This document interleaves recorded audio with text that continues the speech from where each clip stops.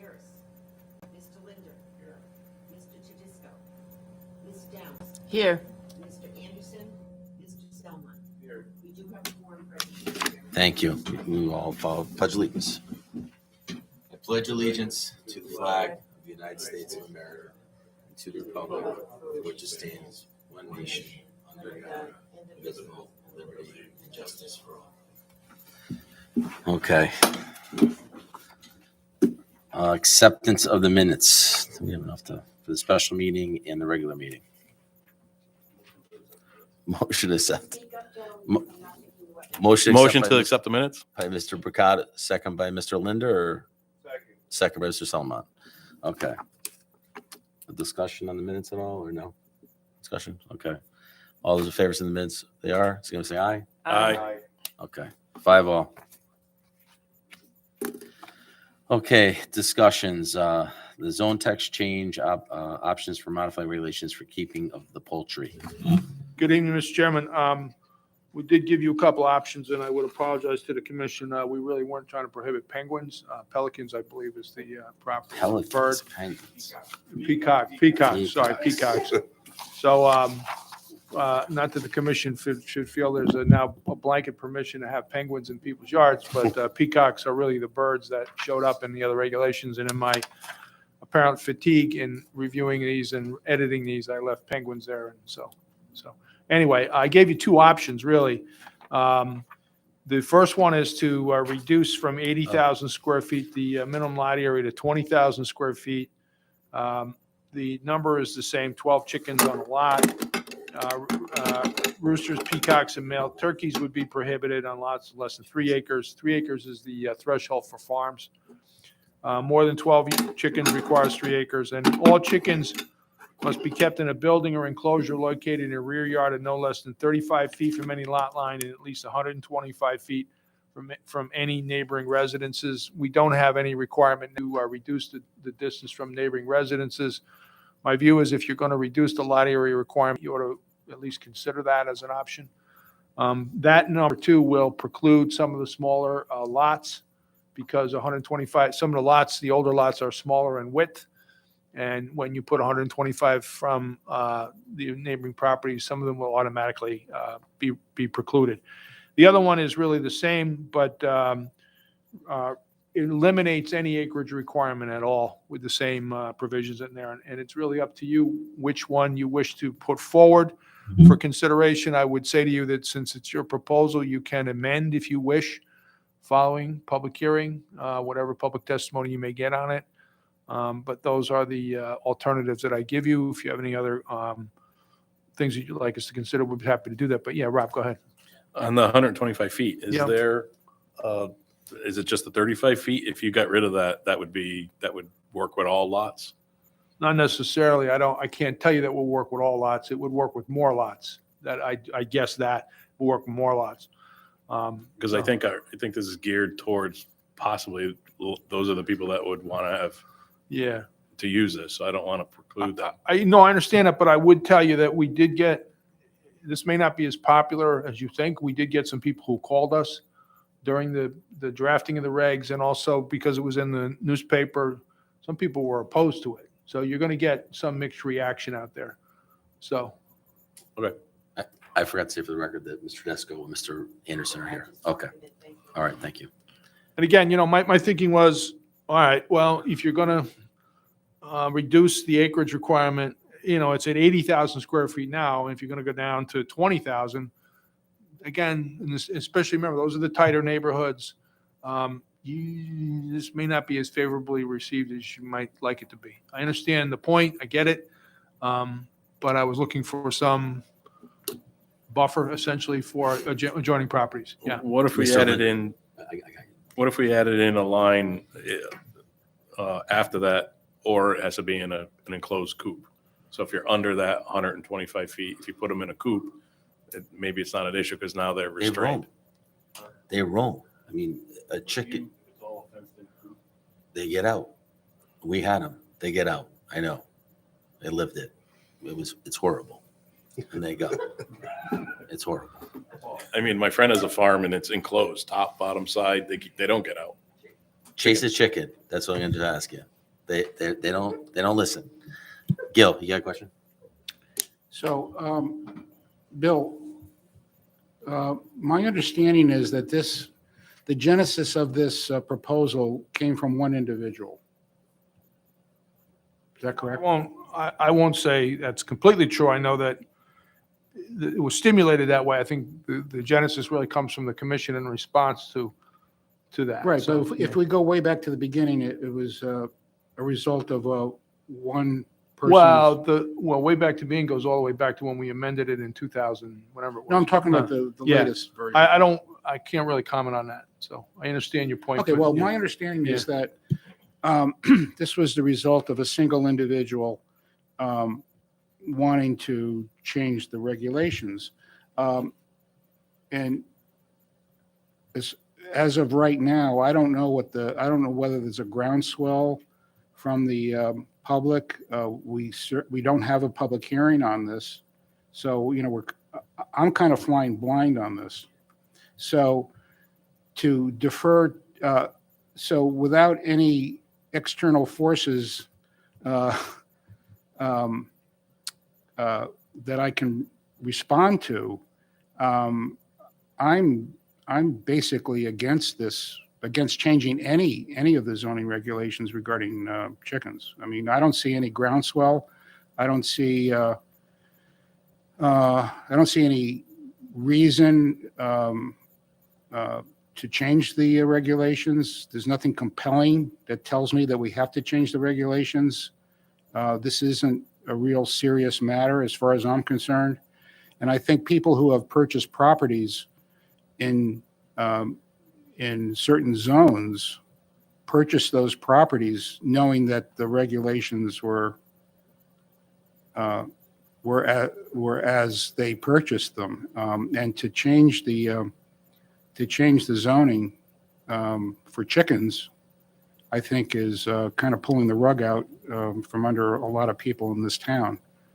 So I could probably go on, but that's basically my position. I'm against it 100%. Thank you, Mr. I'm not looking for any approvals. All I'm asking for is something that you want to go to public hearing with. Certainly, I understand. And Okay. I'm not advocating for anything other than you guys Yeah, asked me to I do mean, something and we did. So I mean, Mr. Tedesco. Yeah, I'd be fair, I certainly wouldn't want to leave out the public. Maybe it's good to have it aired out. and all I'm asking you tonight is which alternative would you like to present to the public? That's all I'm asking you for Okay. tonight, not whether, because respectfully, I know also that you would listen to what you heard at the public hearing before making Okay, any then final okay, so decision. I'm a little bit misinformed. Okay. Yeah, this So, is not yeah, about I you would- voting on yeah, anything. This I would is- be in favor of public hearing. All right, Sure. thank you. Sure.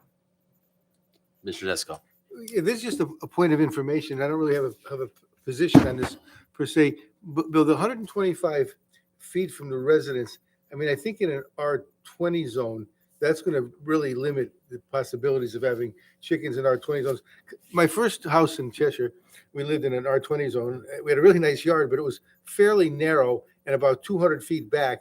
And I think side yard setbacks are 12 feet in an R20, right? They're pretty small. So, Yeah. so I might have been able to put a chicken coop. I really wouldn't have wanted one, but in the middle of my yard. But to get away from the house next to me, it would have been way at the back part of the yard. I mean, where it would have been nowhere near my house, which is maybe a good thing, but it's where all the foxes and the other animals are to chase the chickens down. So I'm not taking a position in this, but just as a matter of a point of information, I think it's going to be hard to have these in an R20 zone with that particular limitation. Mr. Selma. Yeah, just to add what he was saying, that it's located in the rear yard. There's some properties that don't have a rear yard. They have a large side yard. So I don't, how would that play out? Corner lots have two side yards. So, but there's always a rear yard on a property, always. But So, what if it's wooded or, The cliff. yeah.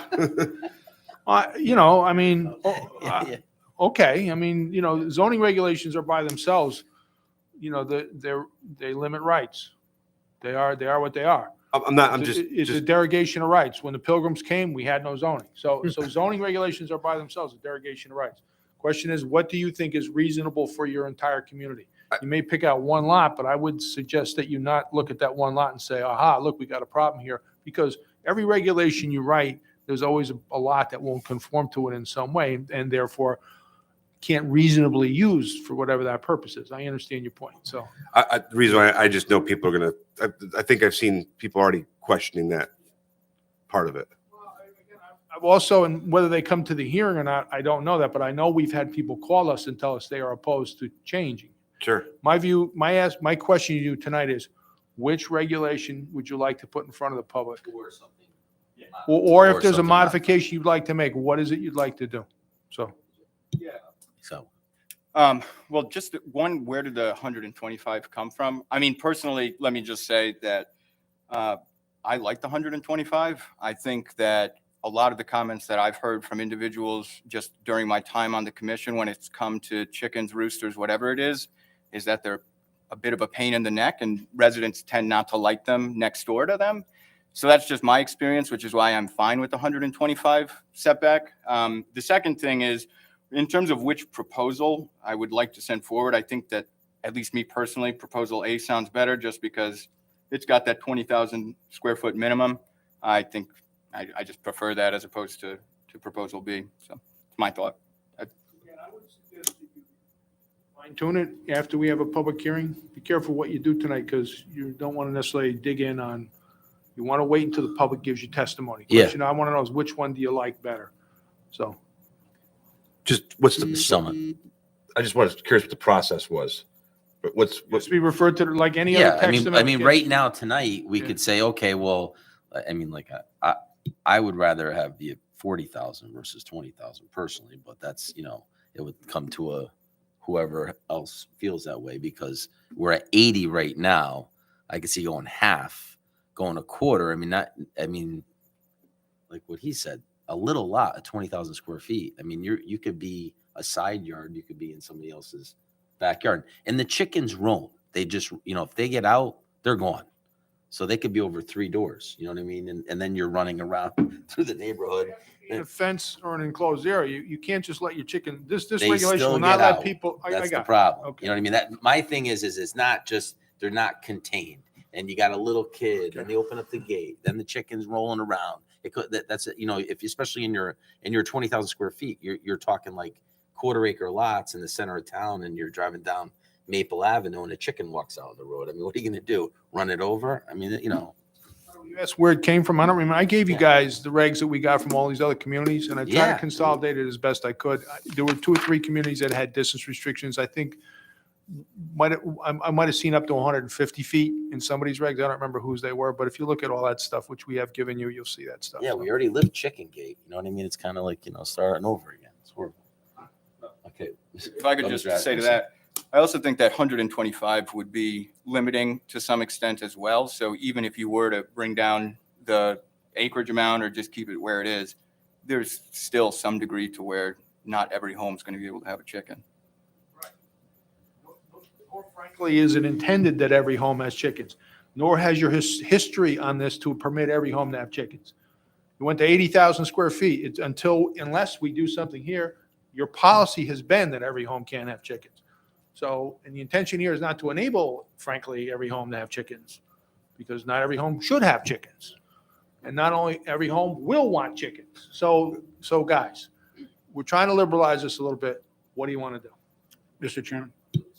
So maybe Bill, you can clarify this. What is pushing us?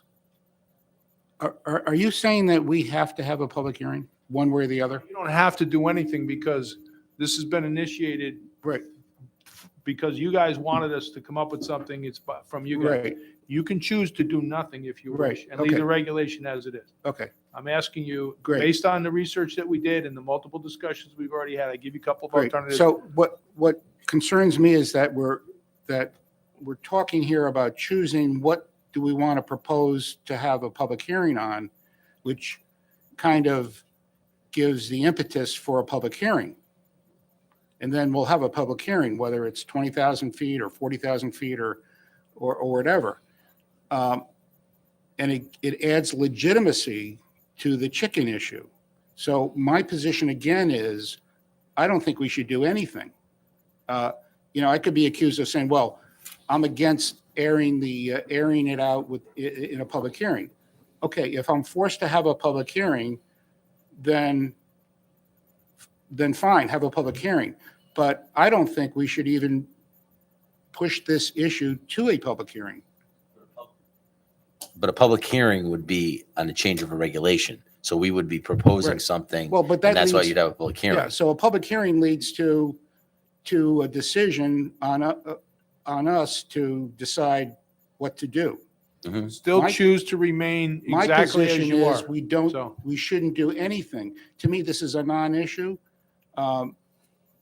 That's my position. So I don't think we should go to a public hearing. I think as far as I'm concerned, the issue is dead. That's it. Let's leave the chicken issue the way it stands now. Mr. Mercado. So I'm on the total opposite chicken fence from this. I think the economic times we're in, what's going on with COVID and people wanting to stay home, let them have their chickens, let them have their eggs. I don't see that we should lock up all the homes, so you can't do this. I personally don't like the 125 feet. I like Plan B. That would be my proposal. I think we should have a hearing on this and let the town folks come to us and see, how they see this, how many people are against it, how many people are for it. That's my vote, and I would ask for that public hearing. Mr. Summit. Yeah, I definitely have a public hearing. There's definitely enough people that are interested in the topic. You could have a public hearing and our proposal just gets totally edited, changed, and so on and so forth. It might even get more stringent than what it is now. The whole point is to let the public decide, or at least influence our decision.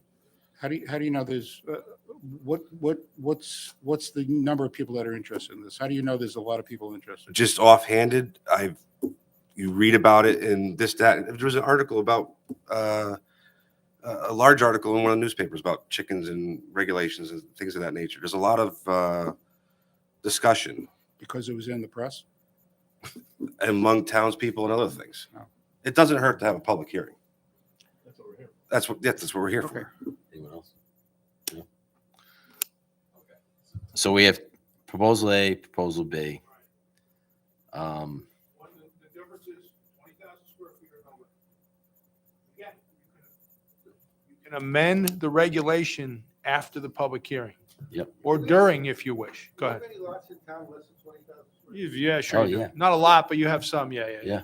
Like over off of Mueller. I was just looking. Bird at- Lane, there's a whole bunch of, Yeah, there's a there's lot all of, all those yeah. little streets in Yeah. between Maple Avenue. There's Yeah. a lot of little lots. Yeah, there are low. I can't tell you the Point number, but there are. 0.3. But most of those, because of the 125-foot restriction, would be precluded anyway. Yep. And you've never had a policy to enable them because you've been a much higher number than that. So it's not like you're taking anything away generally. So, Will the ZBA be getting variance requests? no, I don't know. I mean, no, my view of that would be, if they did, we should oppose, because remember that we did the original change back in 2011 because people were going to the ZBA, and the ZBA said, hey, take another look at this and see if you can liberalize it some, which you did do. And all of a sudden that stopped. Okay?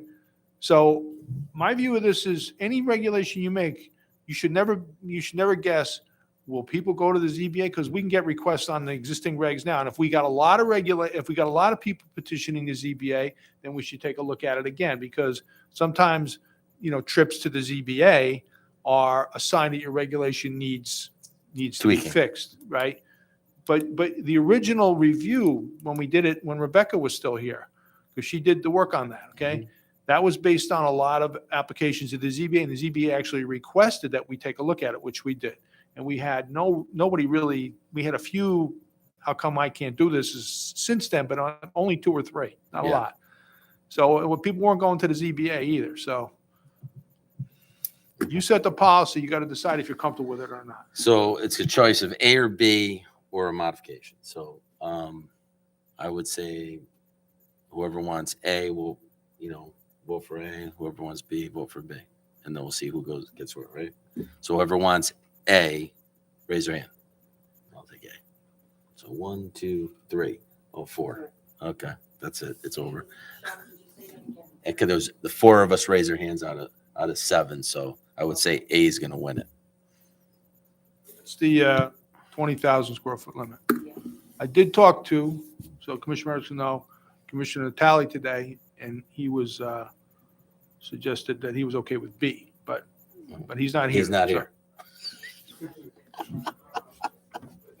All right, let's move on. Of course, we wouldn't be precluded after a public hearing. Do anything you want, Lou. Right. Yeah, like I said, we could pull B stuff in there once with the public You hearing. can do whatever right you now, think we're is gonna go forward with appropriate A. following the public hearing. Yes, all right. So let's- Including, by the way, no matter what any commissioner may think, including you could just deny your own request or suspend consideration. You wouldn't deny your request. You'd suspend consideration of it and leave the regulation as it is. You could do that. So, Okay. All right, so let's move on to number 2, zone text change.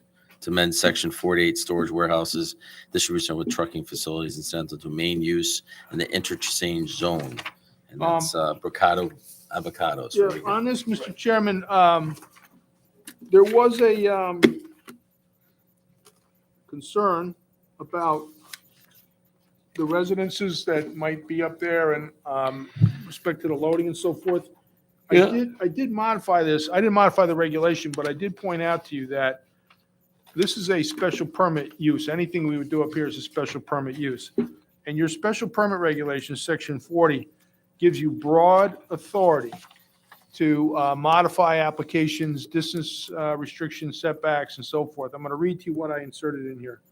The commission also retains this is in the second page, the second paragraph, about halfway down. It says the commission also retains the ability to require modification of any layout as these uses can only be proposed under section 40 special permits, which enables the commission to attach, in quotes, attach such additional conditions and safeguards as are deemed necessary to protect the neighborhood.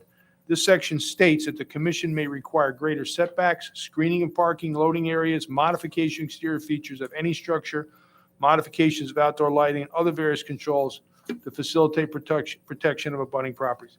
You got plenty of control in the regulation. So what we're asking you to do today, but you have that. So yeah, and I'll talk to you about that later. But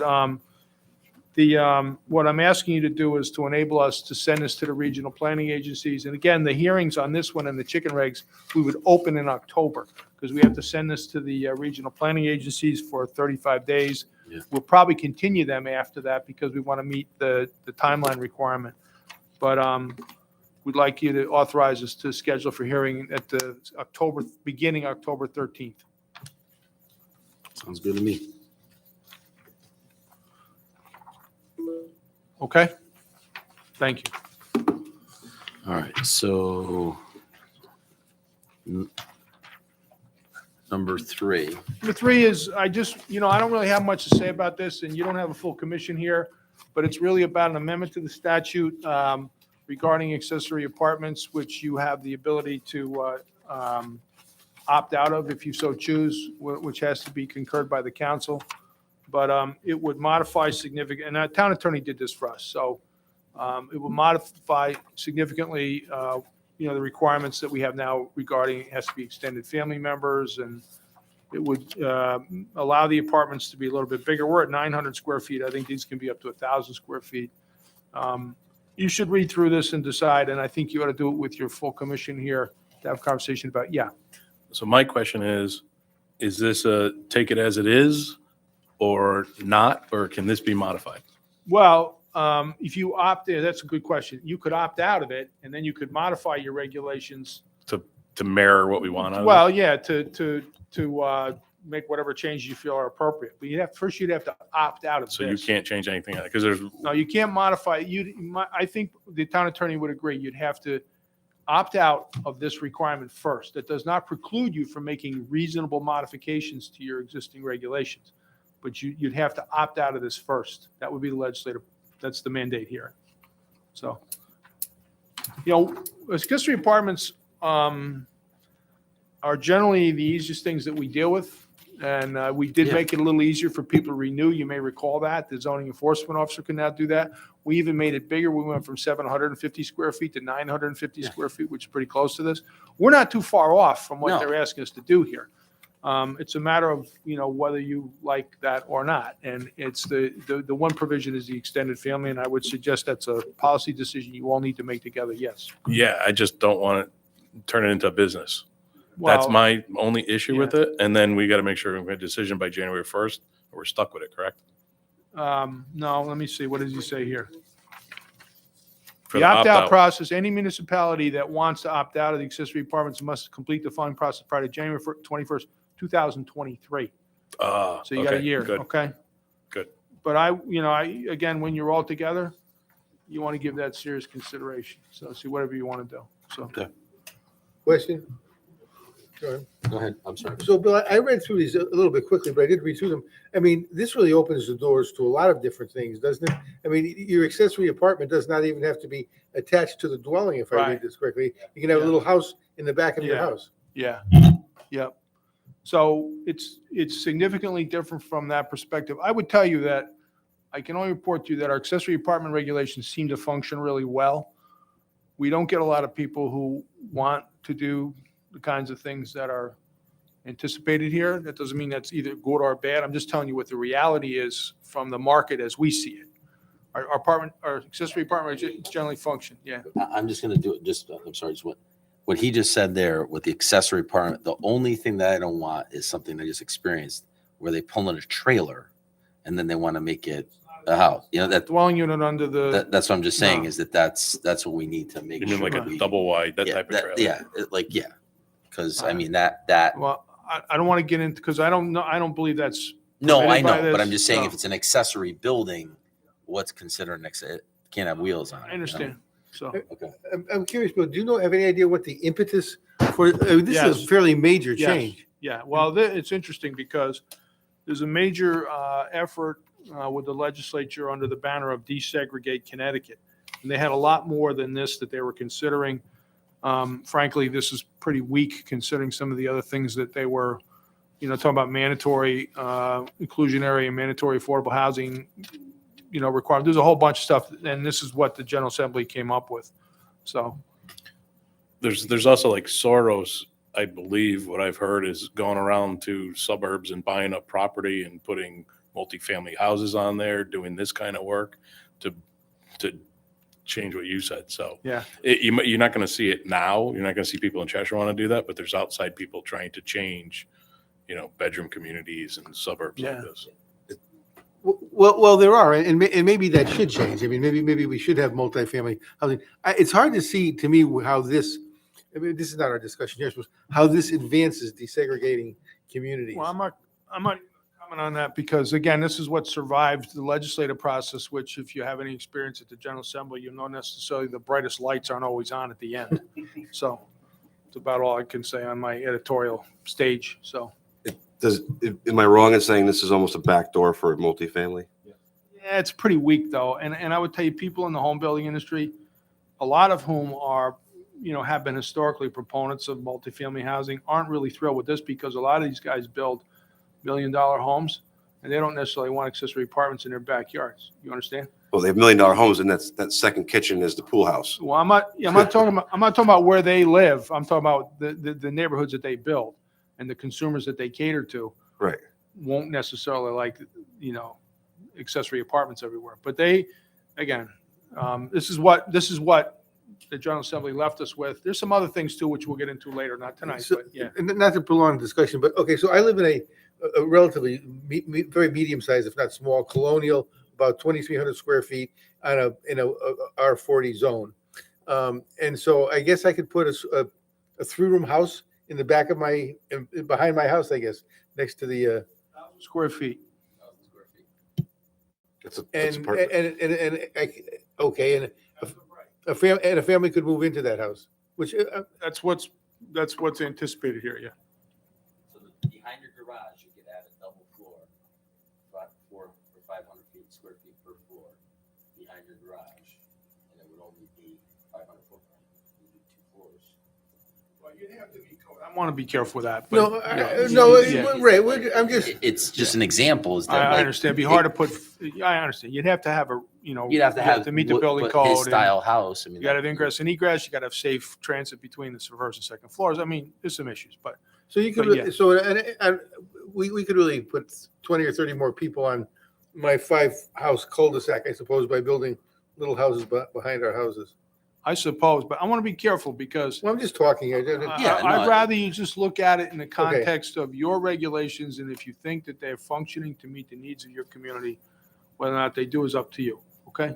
So So, just to read, so either by January 1, we either adopt this or make our own. well, I would, no, this is the law now, okay? Okay.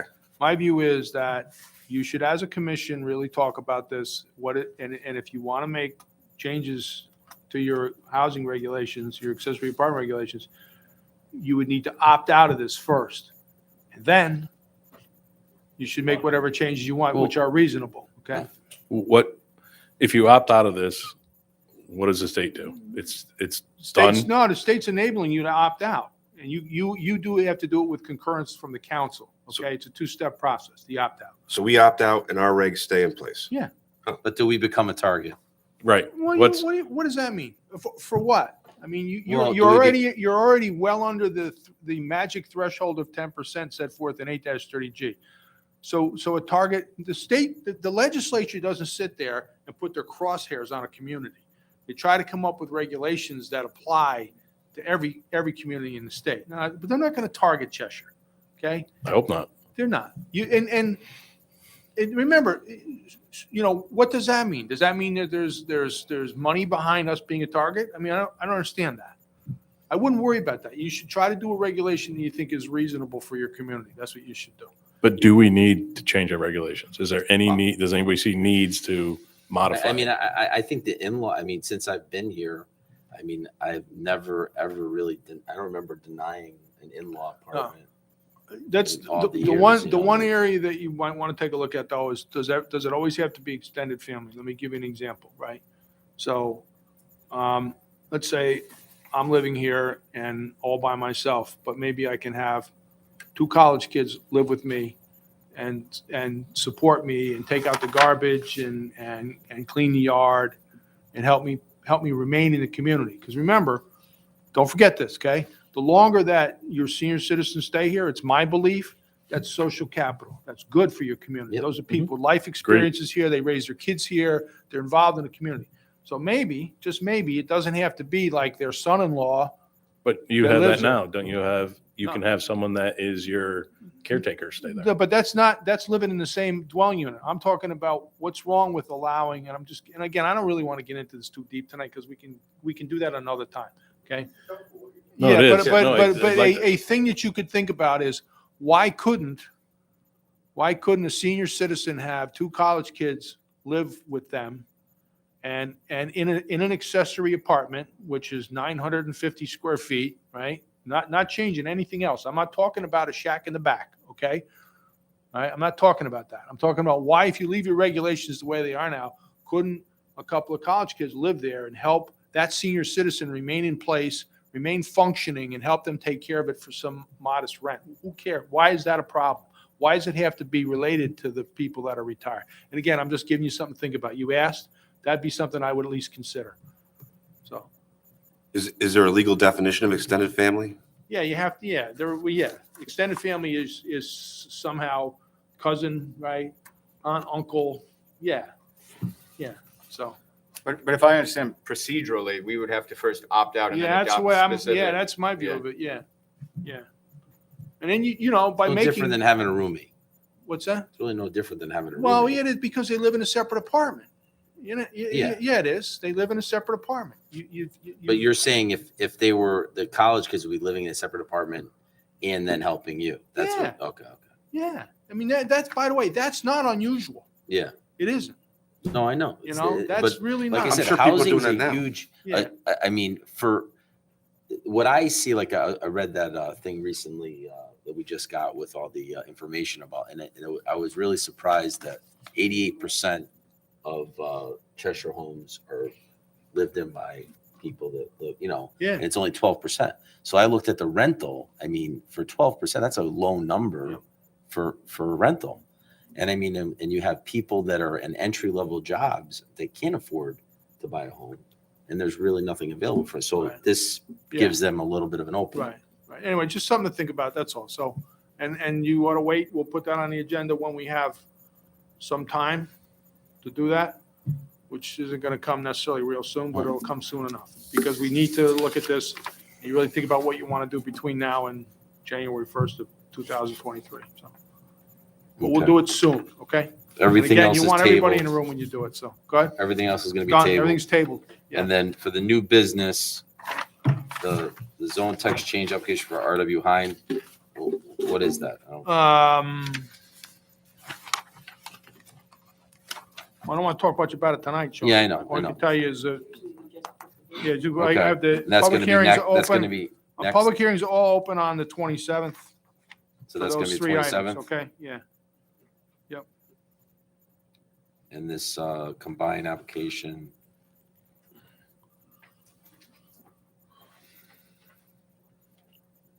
So these are three separate Yeah, things. 2 and 3 are related. But To they're each two different other. names. One is by itself, 2 and 3 are together.